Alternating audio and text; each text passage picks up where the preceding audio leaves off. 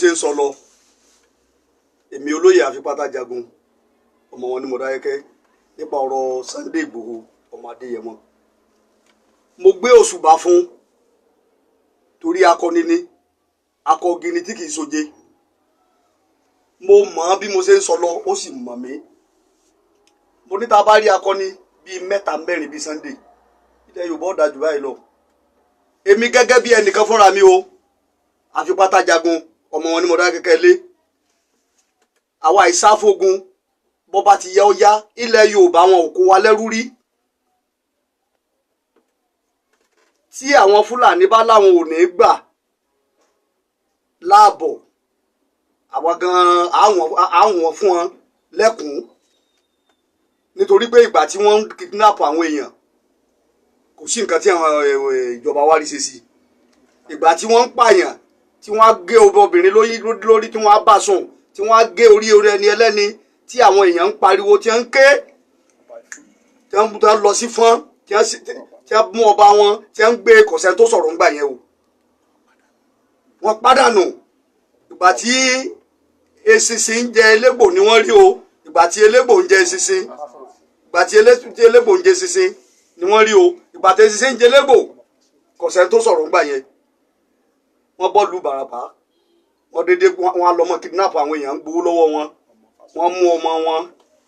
wọ́n ń bá sùn Sunday wá bínú àwọn ẹṣí èrè ẹ̀dá títílé ayé wọn ó di rádaràda wọ́n lọ sunlé ẹ̀ náà gbogbo àwọn tí wọ́n lọ sunlé ẹ̀ náà gúnugún ẹ̀ pa gúnugún ìkádùn wọn ò dé kádùn gbogbo àwọn tí wọ́n kóra wọn jọ tí wọ́n lọ sunlé ẹ̀ náà ẹ̀ tó pa kàlàmùgbò kóṣù gbogbo wọn ò ní kóṣù òjò lóró náà múgi òjò lóró òtọ́ múlẹ̀ òjò lóró pé mú gbá níjọ́ abá bẹ́ àgbàlagbà rọ tìmọ́lé tí mọ́ títì mọ́ lálámọ̀ mamọ̀ gbogbo wọn pátápátá wọ́n dọmọnù lọ́sàn gan nítorí pé kò fẹ́ kíyà ó jẹ Yorùbá ìjà tí Sunday jà kìí ṣèjà bàbá tiẹ̀ kìí ṣèjà aya rẹ̀ kìí ṣèjà ara rẹ̀ kìí ṣèjà ọmọ rẹ̀ ó ń ja ìjà gbogbo Yorùbá pé kán mọ̀ kó alẹ́rú ẹ wo gómìnà wa arákùnrin Akérédolú mo gbé òṣùbà fáwọn náà ká gbé ọ̀rọ̀ òṣèlú ká gbé sẹ́gbẹ́ kan ó rí pé gbogbo ilẹ̀ Yorùbá ká mọ̀ ba Ondo State jẹ́ mọ́ lórí oníkan jáde gbogbo ọba ni kò ní kí Fúlàní máa lọ bọ̀tí ó pàṣẹ kí ìrọ̀rùn àlàáfíà kó lè jọba ló jẹ́ kí arákùnrin kan gbé ṣiṣẹ́ tán gbé èmi bí ẹnìkan olóyè Afipátájagun Olúọdẹ of Omifọ́nland mo support ti arákùnrin tí wọ́n sọ torí pé àlàáfíà ni wọ́n ń fẹ́